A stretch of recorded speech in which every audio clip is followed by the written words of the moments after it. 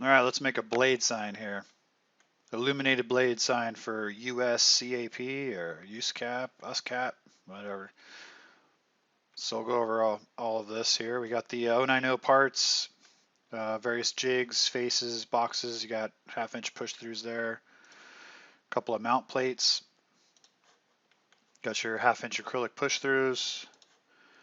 Got the clear backers.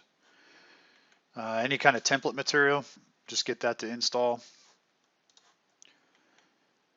So not much craziness here. It's just basically broken into 3 different components. You have like this little top decorative box here, and you have your bottom decorative box. Those will get lords on separately. And then you have your main body frame.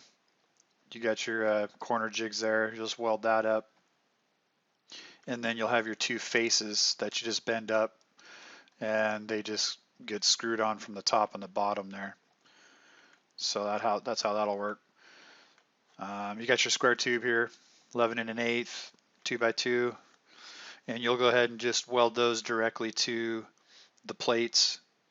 Use the island fill as sort of your guide. You'll kind of do like you did on that one sign. This is a 1/2 inch hole, so you'll have this slot right here to bring power through. So on one side of it, you just go ahead and do a 1/2 inch hole and kind of mouse hole it, and then line that up with this slot, and that'll allow you to bring the power through. On this particular one, it's mounting directly to the beam, so there's no need to actually have a pad here or anything, so it's just going to be the straight pipe. So once you get this unit made, you can slide it up in through.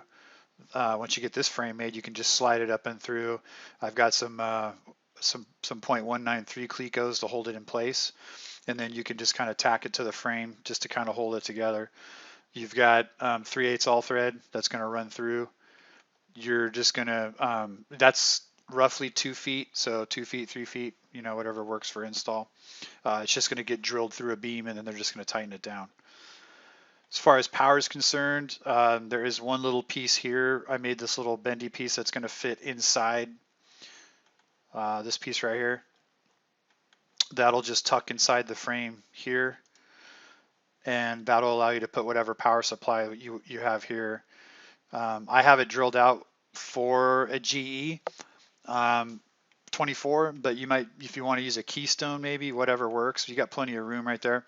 And then I'm thinking what we're going to do for LEDs is just do either the Sloan poster box or the GE pucks, and just put them along the bottom here, and then let them shoot up, and we'll just wash the face, because there's not going to be a whole lot of room in there for doing kind of LEDs firing both ways or whatever.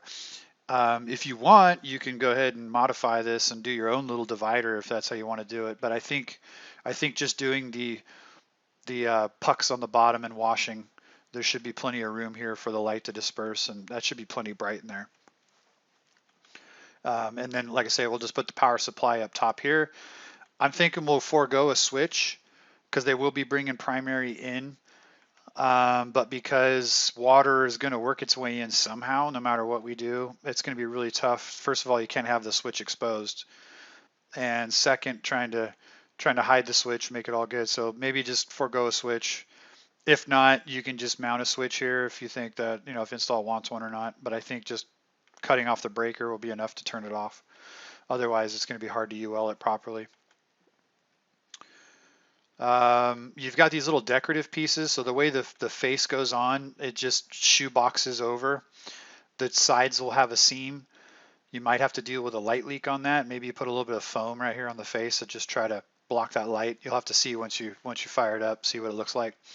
But in order to build up where the face does a 45, which is right here, so where that face tucks in like that, this will be 090 taller.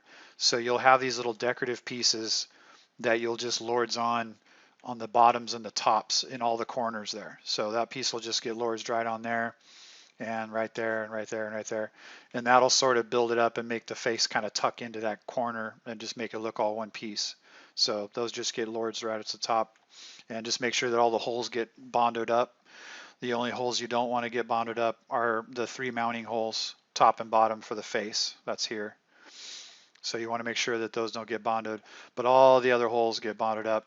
You go ahead and just make the top and bottom decorative boxes all by themselves. So they have a couple corner jigs here.